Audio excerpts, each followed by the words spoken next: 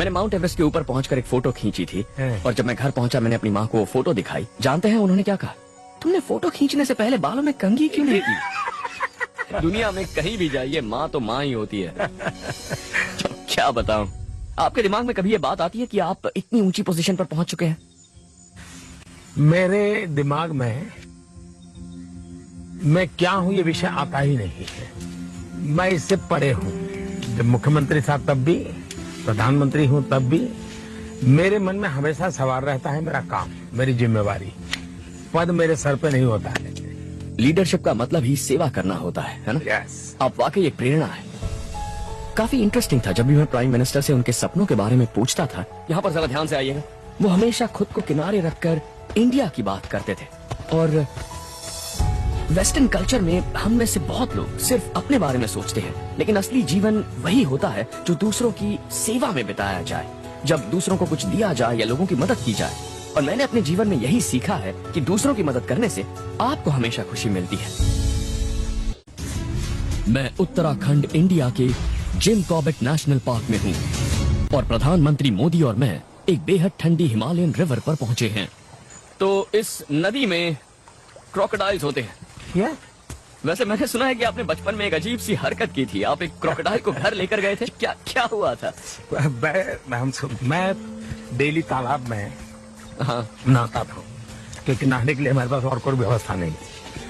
तो तालाब में गए, एक क्रोकोडाइल का बच्चा देखा तो हम पकड़ के घर ले आए। तो हमारी माता जी ने कहा नहीं ये तो पाप है, हम ये नहीं कर सकते, हमने इस करना नहीं चाहिए, जाओ वापस छोड़ के आ जाओ। तो वापस गए, छोड़ के आ गए। तो क्या नेचर में अब ऐसी कोई चीज है जो आपको डराती है? नेचर से कभी भय होना ही नहीं चाहिए, हो ही नहीं सकता, क्योंकि हम जो सोचते हैं कि नेचर के साथ हमारा संघर्ष है, वहीं गड़बड़ शुरू होती है। मैं जब छोटा था, हमारी कोई आर्थिक स्थिति अच्छी नहीं थी, लेकिन जब बारिश होती थी पहली बार तो हमारे पिताजी आर्थिक स्थिति अच्छी नहीं होने के बाद भी 25-30 पोस्टकार्ड लेकर के आते थे और खुद पोस्टकार्ड लिखते थे अपने रिश्तेदारों को कि आज हमारे यहाँ बारिश हुई है। यानी बारिश की खबर चिट्ठी लिख करके अपने लोगों को देना। आज मुझे समझ आता है, तब हमें आश्चर्य होता है कि पिताजी क्यों करते हैं, ये खर्चा क्यों करते हैं। फिर आज हमें ध्यान आता है कि ये बारिश का मनुष्य के जीवन में कितना महत्व होता है।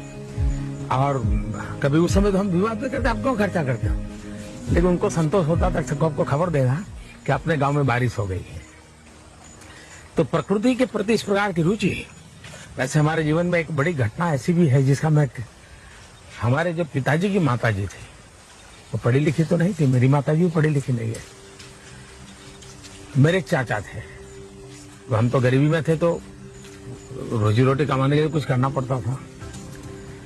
तो हमारे चाचा सोच रहे थे कि जो लकड़ी है चूल्हा जलाने के लिए जो काम आती है, उस लकड़ी का व्यापार करेंगे। तो उन्होंने जगह ले ली, दुकान का तय कर लिया। फिर हमारी दादी माँ को बताया, ग्रांड मदर को। ग्रांड मदर करेंगे नहीं, भूखे मरेंगे, मजदूरी करेंगे, लेकिन लकड़ी नहीं बेचेंगे क्योंकि लकड़ी में जीव होता है, हम लकड़ी नहीं काट सकते। और मेरे परिवार में मेरे चाचा को वो काम मेरी दादी माँ ने नहीं करने दिया। यानी एनवायरमेंट हमारे लोगों के जीवन में एक सहज स्वभाव है, सहज संस्कार है। कितनी दिलचस्प बात है। मैं आपसे कुछ पूछना चाहता हूँ डर के बारे में, क्योंकि एक चीज जो मैंने अक्सर लोगों में देखी है जब मैं उन्हें पहाड़ों में लेकर जाता हूँ, कई बार मैंने खुद भी इसे एक्सपीरियंस किया है, वो है डर। पर मैंने अपने जीवन में ये सीखा है कि हमें उन चीजों की तरफ जाना चाहिए जिनसे हमें डर लगता है। जब आप नर्वस होते हैं, जैसे मान लीजिए किसी बड़ी रैली से पहले, तो आप उसका सामना कैसे करते हैं? क्या ग्रेट प्राइम मिनिस्टर को नर्वसनेस होती है? मेरी कठिनाई ये है कि मुझे इसका कभी एक्सपीरियंस नहीं होता है, इसलिए मैं समझा नहीं पाता हूँ कभी भी कि नर्वसनेस क्या होती है और नर्वसनेस हो रास्ते कैसे खुलते। क्योंकि मेरा इनबिल्ट जो टेम्परामेंट है वो बहुत ही पॉजिटिव है। और मैं हर चीज में अच्छा ही देखता हूँ, हर चीज में अच्छा ही देखता हूँ। और उसके कारण मुझे कभी निराशा नहीं होती है। कभी ये भाव नहीं आता है ये नहीं हुआ तो क्या हो जाएगा, अरे ये नहीं हुआ तो कोई कारण होगा इसलिए नहीं हुआ, इस पर तो कुछ नया निकलेगा। ये मेरे मन में रहता है। ये यंग लोगों के लिए एक बहुत ही स्ट्रांग मैसेज है। और मैं मानता हूँ, मैं अगर यंग जनरेशन को मुझे कहना है तो हम जिंदगी को टुकड़ों में न सोचें। अगर जिंदगी को पूर्णता में सोचेंगे तो ऊपर नीचे के पड़ाव आते रहते हैं। नीचे जाएं तो सोचो मत, ऊपर चढ़ने का रास्ता वहां से बनने वाला है। हमेशा ऊपर। ओके, अब हम उस तरफ जाएंगे। तो प्राइम मिनिस्टर का जो एक्सट्रैक्शन पॉइंट है, जहां से हेलीकॉप्टर उन्हें पिकअप करने वाला है, वो उस तरफ थोड़ा आगे की ओर है। तो मेरा एक प्लान है, पर मैं उसके बारे में बताते हुए थोड़ा सा घबरा रहा हूँ। ओके, तो प्राइम मिनिस्टर, ये हमने कल बनाया था। ये राफ्ट बहुत सारे रीड से बना हुआ है। तो ये वो स्पॉट है जहां से हम कल प्राइम मिनिस्टर के साथ नदी को पार करने की कोशिश करेंगे। मैं किसी भी हालत में ये नहीं चाहूंगा कि इस राफ्ट की वजह से प्राइम मिनिस्टर को पानी में गिरकर तैर कर इसे पार करना पड़े। तो मैं इन सब रीड्स को यूज कर रहा हूँ और इन्हें एक डोनट शेप में बांध रहा हूँ। और मेरे बैकपैक में एक टारपोलिन है। इसे इस पर रैप करने के बाद ये एक इम्प्रोवाइज्ड राफ्ट बन जाएगा। मैं नहीं चाहूंगा कि ये चीज प्राइम मिनिस्टर को नदी में डुबा दे। तो अब हम इस नदी को पार करने वाले हैं। एक्चुअली मैंने इस राफ्ट को नदी में टेस्ट नहीं किया है और यहाँ मुझे हर तरफ टाइगर के पंजों के निशान दिख रहे हैं, इसलिए यहाँ से जल्दी निकलना ही ठीक रहेगा। मैं जानता हूँ ये बोट किसी पीएम के लायक। प्रधानमंत्री मोदी को हेलीकॉप्टर्स और मोटरकेड्स में सफर करने की आदत है, पर जंगल में जो मिल जाए उसी से गुजारा करना पड़ता है। ठीक है, तो पहले यहाँ पैर रखिए और फिर यहाँ आ जाइए। इस ट्रिप में ठंड लगेगी और इस तरह की ट्रिप पे कभी किसी भी प्राइम मिनिस्टर को नहीं जाना पड़ता है। आप इसमें बैठ जाएंगे? हाँ, हो सकता है थोड़ा गीला हो, पर कुछ नहीं कर सकते। वैसे वो राफ्ट इतना बड़ा नहीं है कि उस पे हम दोनों बैठ सके, पर जब तक वो सेफ रहेंगे मैं उसके साथ तैर कर आ जाऊंगा। ओके, तो अब मैं इसे पुश करूं?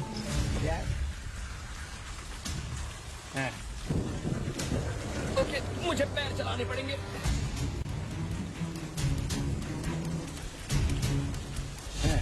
चलिए निकलते हैं।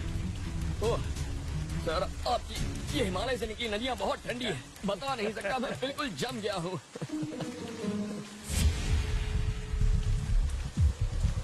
बारिश और पानी का बहाव दोनों तेज हो रहे हैं। मैं अपनी घबराहट को छुपाने की कोशिश कर रहा हूँ, पर मैं इस रिवर क्रॉसिंग से डर गया हूँ। मुझे लगता है आप वो पहले प्रधानमंत्री होंगे जो इस तरह से राफ्ट में बैठकर नदी पार कर रहे हैं। मुझे नहीं लगता कि पिछले 100 सालों में कभी किसी ने भी ऐसा कुछ किया होगा। हम बचपन भी ऐसे ही गुजारा है, हमने जिंदगी ऐसी गुजारी है, तो मुझे तो नयापन नहीं लग रहा है। और मेरी हिमालयन लाइफ ऐसी ही थी। मैं वही कुछ नहीं था, ऐसे ही गुजारा करते थे। और कई 100 सालों तक लोग भी नदियों में इसी तरह से सफर करते आए हैं, ऐसे कुदरती राफ्ट बनाकर। ओके, हम नदी के दूसरी तरफ पहुंच गए हैं। ठंड है, थोड़े गीले हो चुके हैं, पर प्राइम मिनिस्टर को कोई शिकायत नहीं है। Well done.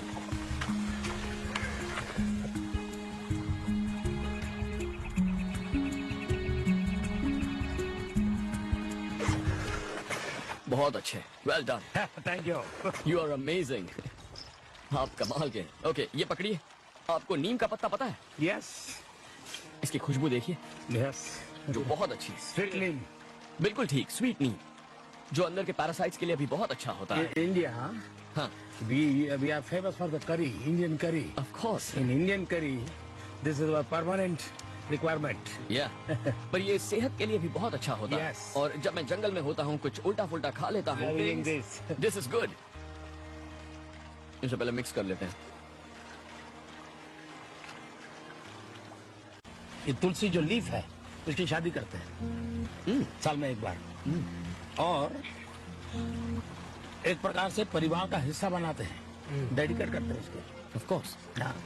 और अब इंडिया एक बहुत बड़ी शक्ति बन गई है। ये दुनिया की सबसे बड़ी डेमोक्रेसी है, आबादी के लिहाज से लगभग चाइना के बराबर है, जिसका मतलब है कि जहां तक इस खूबसूरत पृथ्वी को बचाने का सवाल है, इंडिया की जिम्मेवारी बहुत बड़ी है। सभी मानव जात की जिम्मेवारी है। सबसे बड़ा प्रॉब्लम है हमारी लाइफस्टाइल, हम प्रकृति का एक्सप्लॉयटेशन करते हैं खुद के एंजॉयमेंट के लिए। वही सबसे बड़ी समस्या है।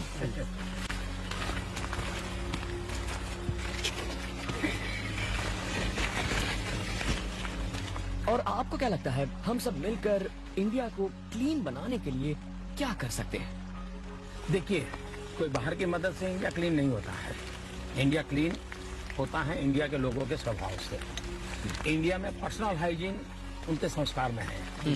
सोशल हाइजीन की हैबिट हमें डेवलप करनी है और महात्मा गांधी ने इस पर बहुत काम किया और इन दिनों हमें बड़ी सफलता मिल रही है और मैं मानता हूँ भारत बहुत तेजी से ही काम कर लेगा। प्रधानमंत्री और मैं एक बेहद ठंडी हिमालयन रिवर को पार करके दूसरी तरफ पहुंचे हैं। इस ठंड में गीले होने के बाद गर्म चाय से राहत मिली। और आपका बाकी दुनिया के लिए क्या संदेश है जो इंडिया की तरफ उम्मीद से देखते हैं? प्रकृति के साथ प्रेम करके कैसे जीना, प्रकृति का एक्सप्लॉयटेशन न करना, जितना मनुष्य के हक में है उतना ही जीना। और दूसरा, हम कुछ भी अगर प्रकृति से लेते हैं तो मन में एक बार सोचे कि 50 साल के बाद जो बच्चा पैदा होगा वो आज आपको सवाल पूछ रहा है कि मेरे हक का तुम क्यों खा रहे हो, मेरे हक का तुम क्यों पी रहे हो, मेरे हक की हवा को तो तुम क्यों बर्बाद कर रहे हो। ये दुनिया का हर व्यक्ति को 50 साल बाद जो बच्चा पैदा होने वाला है सवाल पूछने वाला है। हम उसको क्या जवाब देंगे, ये अगर मन में रखेंगे तो प्रकृति के प्रति प्रेम, हर प्राणी के प्रति प्रेम। और मैं तो वेजिटेरियन हूँ, इसलिए मुझे मालूम है कि प्रकृति और पशु प्राणी के प्रति प्रेम का क्या महत्व होता है। और आपने पॉलिटिक्स के बाद जिंदगी के बारे में क्या सोचा है? कभी उस फ्यूचर के बारे में सोचते हैं जिसमें शायद आपको इतनी मेहनत नहीं करनी पड़ेगी और इस तरह बारिश में नहीं भीगना पड़ेगा? Well, it is our duty. Of course, we all have our duty. So thanks a lot.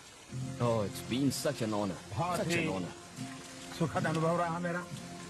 मुझे आपके साथ कुछ पल ऐसे ही प्रकृति के साथ बिताने का मौका मिला और मुझे विश्वास है कि आपके इस कार्यक्रम के माध्यम से खास करके दुनिया की युवा पीढ़ी जब इसे देखेगी उसको भारत आने का मन करेगा।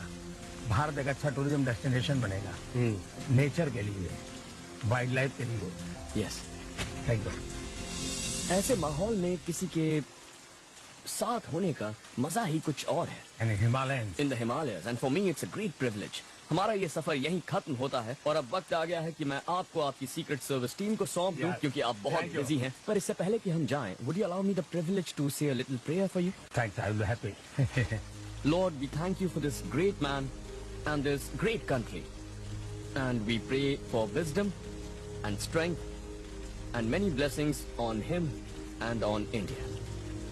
और भारत की हमेशा प्रे रही है। भारत का मंत्र रहा है वसुधैव कुटुंबकम, whole world is one family. और भारत का हमेशा मंत्र रहा है सर्वे अपि सुखिनः सन्तु, सर्वे सन्तु निरामया, सर्वे भद्राणि पश्यन्तु, माँ कश्चित् दुर्भाग् भवेत्। ये भारत का मंत्र पूरी मानव जाति के लिए, पूरे जीव मात्र के लिए है।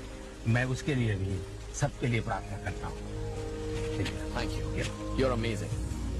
मुझे जंगल की और आउटडोर्स की और प्रकृति की यही बात सबसे ज्यादा अच्छी लगती है।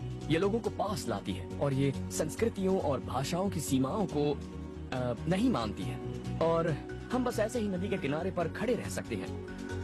दो लोग जो गीले हैं, जिन्हें ठंड लग रही है, फिर भी मुस्कुरा रहे हैं। और हम मुस्कुरा रहे हैं क्योंकि हमने एक अच्छा सफर तय किया है, वो भी साथ मिलकर। और अब हम दोनों अपनों के पास वापस जा सकते हैं, सिर उठाकर और खुशी से। Stay safe. सीक्रेट सर्विस, ये रहे आपके प्राइम मिनिस्टर। ये जिंदा हैं, इन्हें ठंड लग रही है, ये गीले हैं, लेकिन ये एक हीरो है। Well done. Thank you. आज का दिवस मुझे बहुत अच्छा लगा। हिमालय की मेरी जिंदगी को दोबारा याद कराया, नर्मदा के तट पर मेरी जिंदगी को दोबारा याद कराया। और वैसे भी नदी हो, तालाब हो, झरने हो, जब कभी बचपन में मेडिटेशन सीखता था तो इसका भी बड़ा उपयोग करता था। आज मुझे उसका फिर से एक बार लाभ मिला, फिर से वो खुशियाँ मन मंदिर में फिर से बार छानने लग गई।